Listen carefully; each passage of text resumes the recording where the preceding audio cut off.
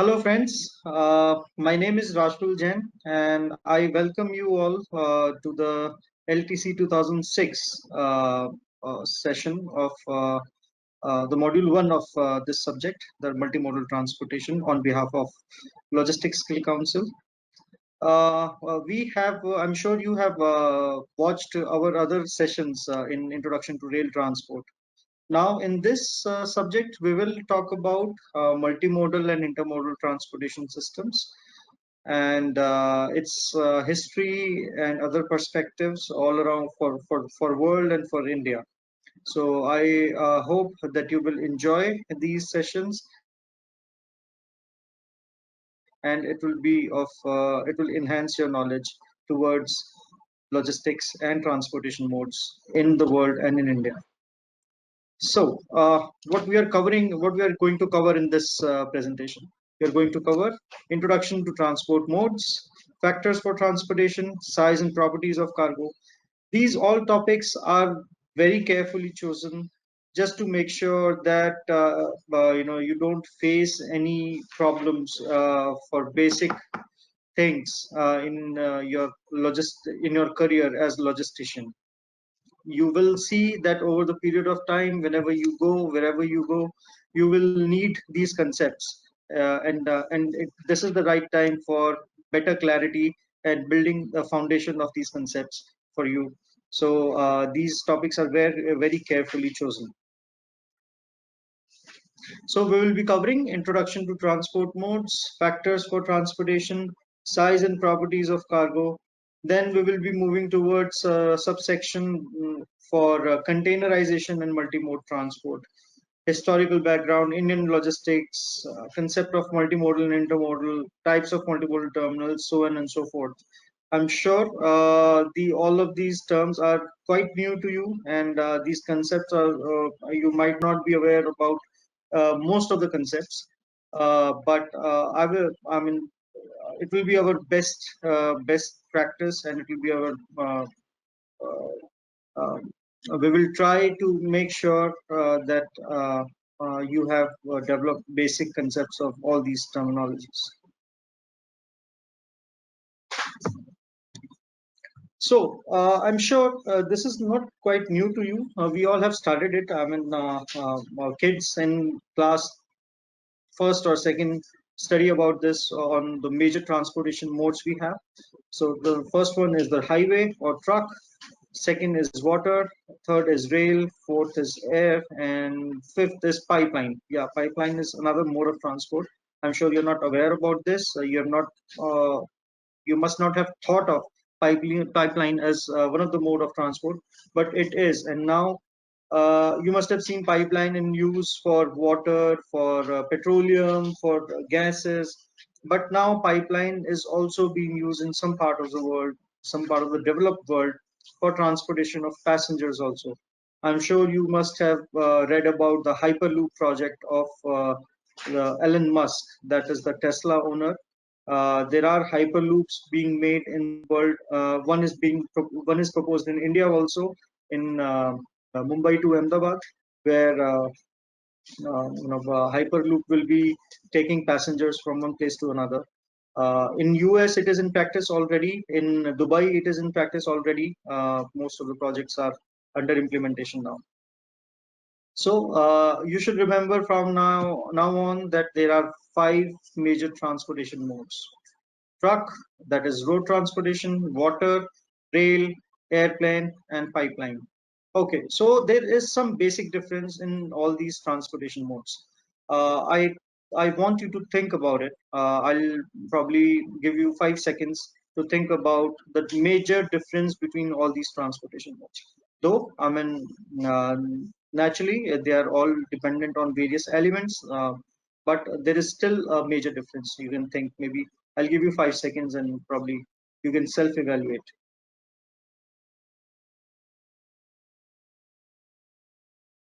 So, any answers? I'll give you the answer, and you can think of what you have thought, and you can compare what you have thought and what exactly the answer is. It In water, air transport, you don't need to build the infrastructure or the medium of transport. That is, for water and for air, uh, the water transport is moving on the vessels, and the ships are moving on water. That is a natural resource. So you don't need to build an infrastructure for movement of vessel from one place to another. Similar is for air transport. You don't need to build medium because it travels in air. So you don't need to build infrastructure for movement from one place to another or one airport to another airport. So, but in road or surface transportation or in land transportation, as we say, for trucks and for trains, we need to build infrastructure for moving the cargo carrier or the passenger carrier from one place to another or from one terminal to another. Similarly, for pipelines, we obviously need pipelines installation to move the goods or passengers now from one place to another. So this is the major difference between these transportation modes. That's how the behavior of these transportation modes also changes, because water and air transport being naturally moving from one place to another, we can say that they are separately positioned in the market.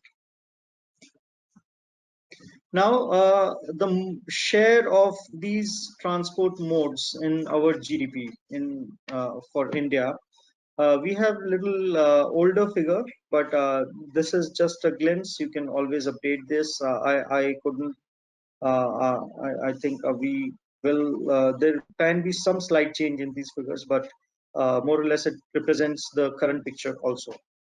So, for in GDP, the share of transportation in our GDP is 6.6%, in which railways is 1%, road transportation is 4.8%, water transport is 0.2, air is 0.2, and other services are 0.4.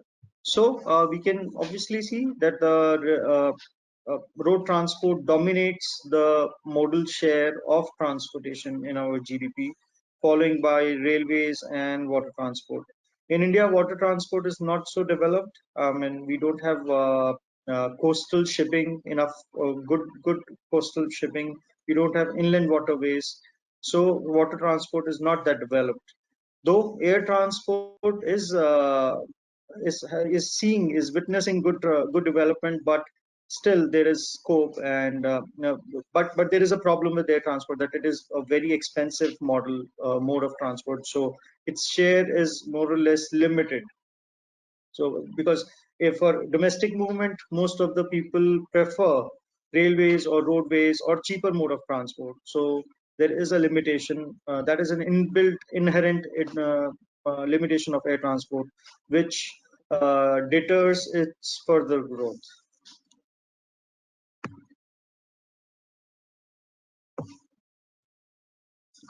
Now is we will have a quick view on each transport modes. First one is the road transport modes. As we know that road transport means a permanent way on which the vehicle moves from one place to another through rubber tires. The strength is flexibility to pick up and delivery where and when needed. So in road transportation, there is a lot of flexibility. You can move from door to door. You don't need to go to a terminal for movement, like in case of sea, like in case of air, or for that matter, for rail also, where we need to go to a terminal to move from one place to embark or to disembark on that particular vehicle. But in road transport, you can just sit in the car inside and near your house, and you can or you can put your stuff inside the truck, which can come closer to your house or your godown or your factory, and it can move straight away to the destination door, and you can unload your cargo. So that is one big advantage of road transport. It's often the best balance between cost, flexibility, and delivery reliability and speed. So if we talk about road transport, it is the best option of flexibility and cost. It can deliver straight to the customer, as we discussed. It can be available 24/7 and at your discretion. So if you need a road truck at your factory, at your go down at 2 a.m. In the middle of night, that can be done. But in case of road or air, in case of rail or air or ship, that cannot be done. That is not so easy task. So road transportation offers a lot of flexibility in movement of either passengers or goods. The weakness of road transport is it is not the fastest one, yeah, naturally, because we know that there are much more faster modes available. Rail is still faster. Air is the fastest, actually. Sea is a little less, but it is not comparable with road because sea is needed for long distance movement and heavy, large shipments. And it is not the cheapest also. There are cheaper modes available. There are rail mode, which is cheaper than road transport. There is sea, which is still cheap, very cheap than road transport. So there are other cheapest modes available in comparison to road transport. We now move to water transport. We have strengths and weaknesses that are highly cost effective for bulky items. Ships, vessels are not small sized. You need there are big size vessels which are always preferred for moving bulky commodities, big amount, large quantities of commodities. So it is the best preferred mode. After it is the best, then works best for high weight to value items. Because the value could be less, but if the weight is high, so ship or sea transport is preferred. Most effective when linked into multimodal system. So we will talk about containerization in this session, you will see that containerization and multimodalization is a best example to enhance and to leverage the capacities and flexibilities and advantages of all these transport modes into one. Weakness. It is accessible from limited locations only. So you need a seaport to access to water transport. Either it could be a seaport or for freight cargo, or it could be a sea terminal for passengers. So there are limited defined locations. You cannot just stop a ship anywhere and hop on.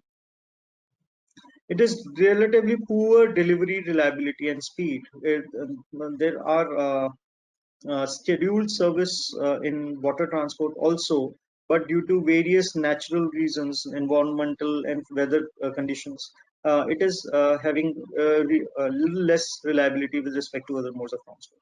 And it often limited to operating hours at dock. So sometimes at some dogs which are relatively older, have older infrastructure, obsolete infrastructure, have limited operating conditions. They cannot be operated in night. There are cranes which are very old technology cranes, so you cannot use those cranes at night time or over the period of 24/7. So there are limited operating hours condition for water transport. Now, this is the air mode. We have the air mode is the fastest one. We all know that. So that is the biggest strength. It is the quickest delivery over longer distances. It can move to longer distance or shorter also, but it has a lead time capacity. I mean, you don't want an air delivery for 50 kilometers or 100 kilometers or 200 kilometers for that matter. So you need to have longer distances, and you need to have a quick delivery obligation with you to to opt for air mode of transport. It can be very flexible when linked to highway mode. Okay, yeah. I mean, when we talk about highways, because any air transport or any mode of transport needs interdependability with other transport modes. So air mode becomes very flexible when it gets linked with the road transport because of the first and last mile delivery, door to door or end to end, what we call.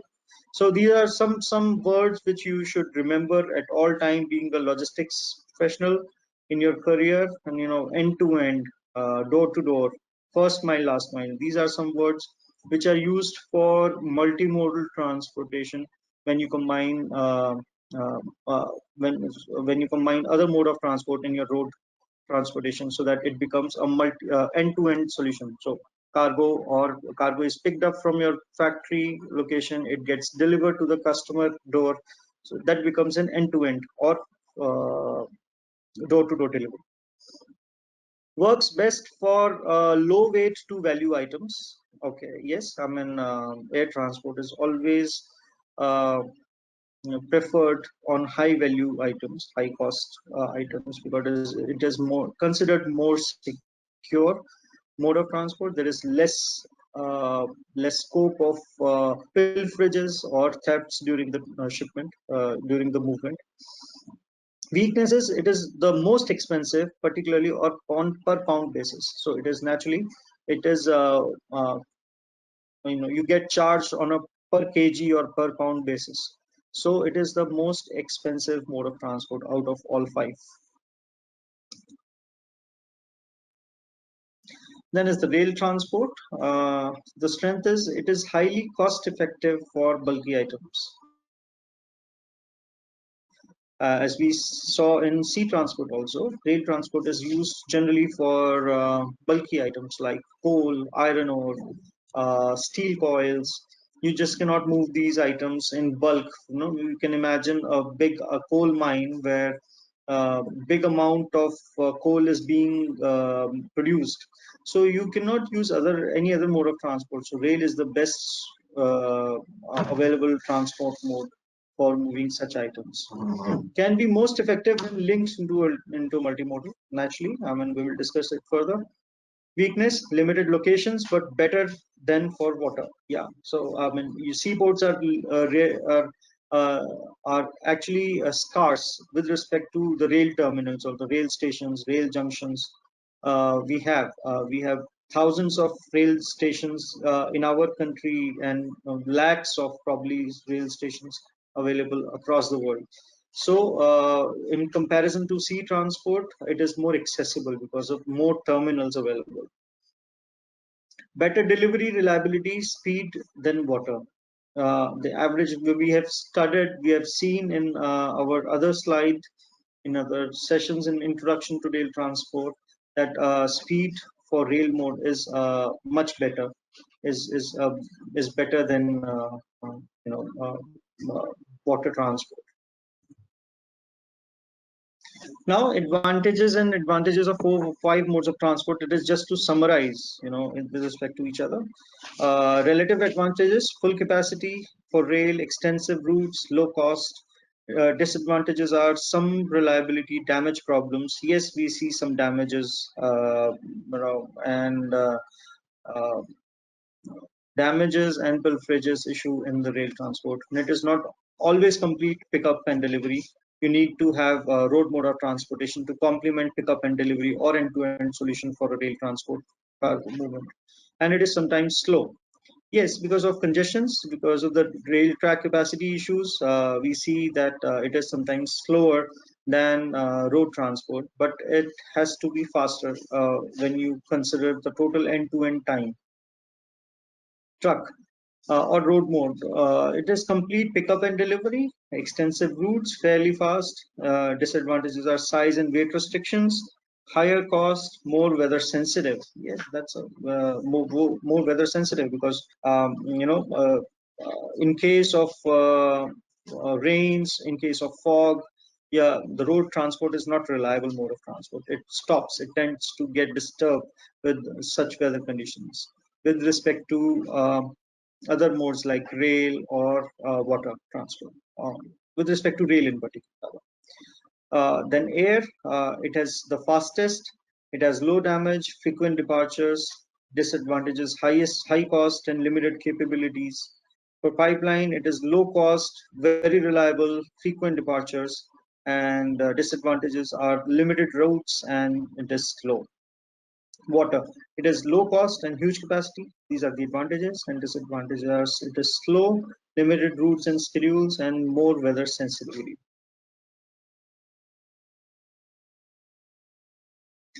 Factors for transportation. Now we are forming a foundation knowledge for a logistician, logistician career, and these are some basic concepts of being a logistician. I request you to please see these slides and learn these slides by heart. It will help you in any situation during your career. So there are some factors such as size and properties of cargo, distance and terrains to be covered, and cost decision and economic factors. First of all is the size and properties of cargo. So cargo, you can imagine a situation where you become a logistics manager for an ice cream factory. So that might have different challenges because ice cream logistics or perishable goods logistics is totally a different story altogether. It needs temperature control. It needs quicker and faster decisions and faster movement, and it needs regular monitoring of goods. Otherwise, if monitoring fails for the temperature, your goods are gone. They're of no use, and customer might will not take the delivery. On the other hand, if you talk about uh, if you are logistics manager of for example, high cost value good. There are companies which are into dealing into logistics of cash. There are companies, organizations you will see outside banks. Then there are some companies which are very professional in movement of cash. That is called cash logistics. So the challenges and opportunities and a role for a logistics or a role for a logistics manager in terms of high value goods is totally different. So it is really important to understand the size and properties of cargo. Uh, there are four forms: solid, liquid, gas, and bulk. Weight volume ratio, it is the density of material. It is helpful in determining the uh, the cost of logistics with respect to the weight and volume of the cargo. And goods classification, so it can be perishable, it can be handling and stowability and liability. We will cover this further. So handling and stowability, we are going to the goods classification, that is handling and stowability. So if you talk about chairs, the example given here is about a chair. If it is in the installed structure, it can be difficult for you. It can be a costly affair for you because as per the uh, capacity of containers or the carrier or the trucks, you just can maybe stuff or fill about 200 chairs. But in case the chair can be dismantled and packaged in this form, then you might increase. Then you will increase the stuff, the capacity utilization from 200 chairs to maybe 1,000 chairs or 2,000 chairs. So based on the stowability, the effectiveness or the cost per logistics cost per good gets decreased or increased. That is called the stowability and handling. And in this case, an installed chair, the finished chair needs better handling practices, more careful handling. Otherwise, it can be damaged.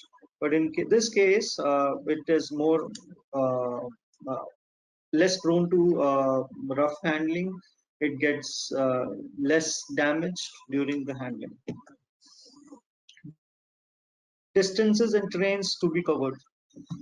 Now, mode of transport also depends on the distances and trains to be covered. As, for example, if we talk about India, we have all types of trains, and we have long distances also, we have short distances also. In Rajasthan, we see high temperatures, extreme temperatures.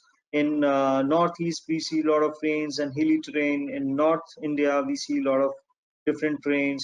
There are plain lands, there are hills, there are extreme low temperatures. So we have all type of terrains and all types of distances because of the span of our country. So based on the terrains, the decision for a logistics manager also changes. You might not uh, want to use a particular type of transport and on particular type of train. For example, there is no rail transport. The rail transport may not be that effective, that good in the hilly terrain. So you are bound to use road transportation as your primary mode of transport.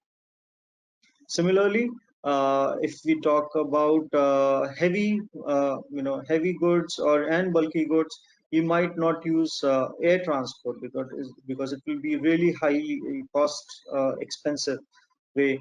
So you cannot just use air transport in your movement. So distances and terrains play a very important role in selecting the mode of transport. Cost decisions and economic factors. Then now is the cost decisions, because each company decides the mode of transport based on the cost it offers to the client, or based on the cost practices. You will study about that maybe in economics or in accounting, where the cost decisions are really important in deciding the mode of transport, because logistics is still considered as a cost center. And as a logistics manager, it will be the biggest KPI for you to reduce the cost of logistics. So in that practice, you will have to select the best mode of transport with the least cost possible, and that will be the achievement for you in your organizations. An economic factor, naturally the price goes up with the distances, but it gets stagnant after some time. So this is a pure economic theory. I'm sure you relate to it. You might have just studied it in your high secondary classes in economics. So the next subsection is about containerization and multimodal transport. That is our topic that is the topic of this subject also. And this will be a very new concept for all of you. The earlier subsection was majorly about the basics of mode of transport and its applications. I'm sure you might have some idea. Everybody of us is using mobile phones these days. Everybody of us is using good cosmetics, which might not be manufactured in India. It's a global economy these days, and you never know that which part or which component is being manufactured where, and the finished product is installed where. You just get the finished product inside your house, delivered through an e-commerce company.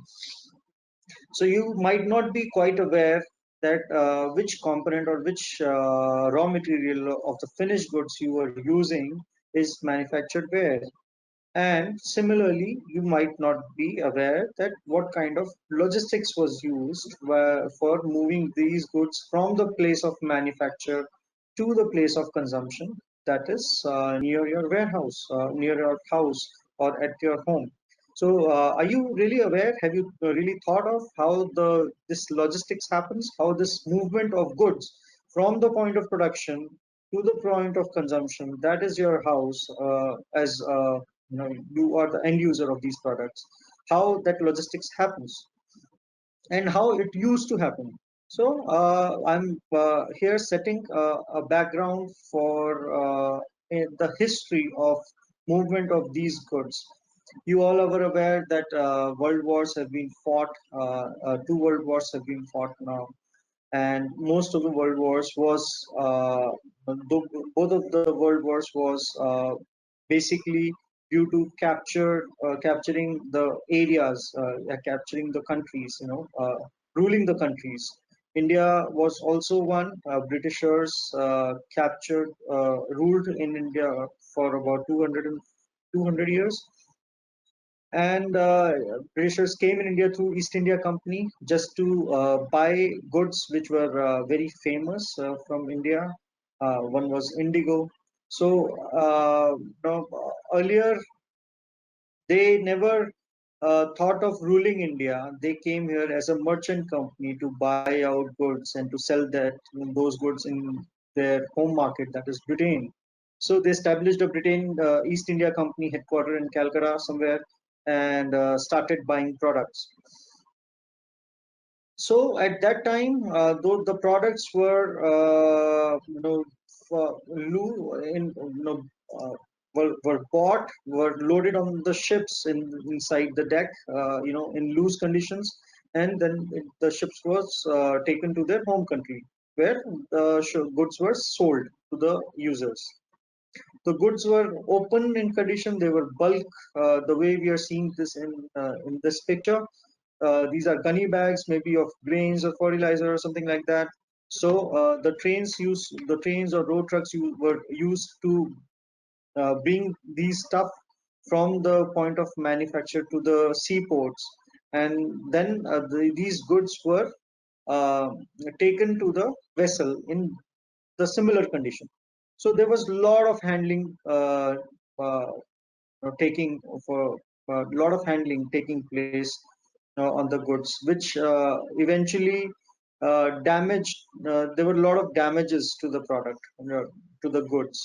There was a lot of pilferage, that is stealing of goods. Short of the goods were short, so all the employees or maybe during the transit, people use those goods for their own. They steal it, so there was always a short delivery, short in quantity to the end customer. So this was the practice which was had there, in the early times, when in the starting of modern history. As we read here, cargo carried by liner shipping has come to be known as general cargo. Up to the beginning of 1960s, such cargo was transported in various forms of unitization, such as pallets, slings, boxes, barrels, and crates, by relatively small ships, known as general cargo ships, cargo freighters, multipurpose ships, twin deckers, or multi-deckers. Cargo handling was a very labor intensive process, and ships were known to spend most of their time in port, waiting to berth, load, or discharge. You just imagine each of large vessels, large ships being loaded or unloaded. Was a very cumbersome project, process. A lot of man time and cost, and it involved a lot of damage to the product also. Congestion was a chronic problem in most ports, raising the cost of transport and hindering the growth of trade. Equally importantly, such delays in port made trade movements erratic and unpredictable, obliging manufacturers, wholesalers, and retailers to keep large stock. So, because the movement was very unpredictable, so everybody used to keep large stocks with them just to make sure that the goods are available when the customer demands it. So, everybody used to have a large stock of everything just to make sure, just to just to avoid any delays in delivery through the ship. Then there was a revolution which happened. This guy, whose name was Malcolm McLean, which is a U.S. based trucker. So he was a truck driver, truck operator. Uh, uh, Came out with an idea of containers. So the situation started to change in the 1960s with the introduction of container and containerization in the trade between the United States and Europe, and subsequently in the rest of the world. Containerization is often described as a revolution in transport. The innovation entailed in the concept of containerization is credited to Malcolm McLean, an American trucker who thought of separating the tractor from the trailer parts of his truck, standardizing the latter so as to be able to transport with its content intact by various transport means, handled at ports by standardized cargo handling equipment and stacked uniformly one on the top of other, both on ships and at the terminal. So, what was the container concept? Have you seen any containers before? Have you been to South Delhi towards Faridabad, or if there are some students who are living in Mumbai or near the coastal areas, have you seen some container ships? Or have you seen the latest news which came out for the Evergreen vessel in Suez Canal, which got stuck? So that vessel was loaded with containers, shipping containers, we call them, or containers as a misnomer. So these containers, as we can also see in the background of this picture, these are large containers, large steel boxes, which can be stuffed with material. So, for example, if you are an importer or an exporter, for example, you are an exporter and you are manufacturing some high technology good, maybe a refrigerator in India, and you want to export those refrigerators. So these box you can book these boxes through the shipping lines. There are many shipping lines which are operating, and many of them have offices in India, in the large cities of India, like Delhi, Mumbai, Bangalore, Chennai. All of these shipping lines have offices. So you can go to a shipping line, you can book this container. The container gets delivered to your factory, empty container. You can stuff the cargo inside that container. You can lock it, with the standard seal. And so there is a separate mechanism to lock and unlock that seal. You can get this container after stuffing your cargo back to the shipping to the seaport, where it gets loaded onto the shipping vessel. Can you see a vessel in the background of this picture, which is loaded with these containers? And the vessel goes to the destination country, where the reverse process happens. So the container gets unloaded from the vessel at the destination shipping port. The container gets custom cleared, and then the container gets loaded on the road truck or a train to get it delivered to the required destination or your customer destination. So this is the basic concept of containers. And what happens? What are the advantages of containers? It keeps your cargo safe. It helps in unitization of cargo. So these are of various sizes. We will see in other sessions, following slides, that there are many type of containers based on the application, based on the cargo you stuff. So this containerization uh, was a brainchild of Mr. Malcolm McLean, who was a U.S. trucker, and he thought of making such containers, which can be useful for multimodal transportation. This was the start of intermodality, as well as of mega ships and mega ports, inland terminals, distribution centers, and global logistics by and large. So this was a revolutionary idea which changed the face of economy all across the world. And that's how we entered into a new world, which was called as a global economy. Because now, with containers in place, there was very efficient system of movement of goods from one country to another, without damaging the cargo, very efficiently moving. There was less time required to move the goods from one mode to another. You just need to pick these containers from a road truck or from a train to the ships, and vice versa.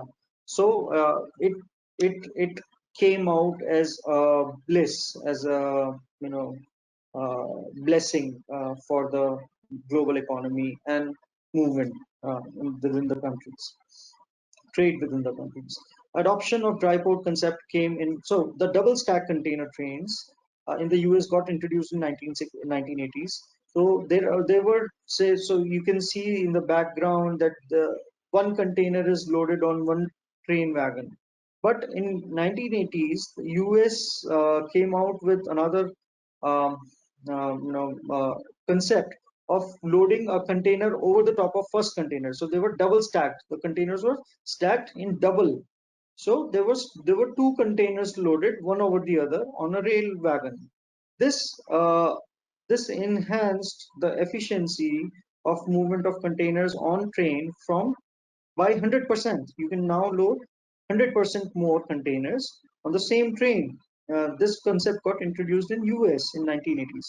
And then the adoption of dry port concept. So there was no dry port system initially. Dry port means a port which is at a dry location where there is no water. There is no water body or the water channel, maybe sea or river. So you can have a dry port in Delhi, you can have a dry port in Bangalore, where there is no connection to water bodies or vessels. So they have the custom clearance facilities at the port, at the dry port, and the dry port is connected to the seaport through trains. And this picture is actually a dry port.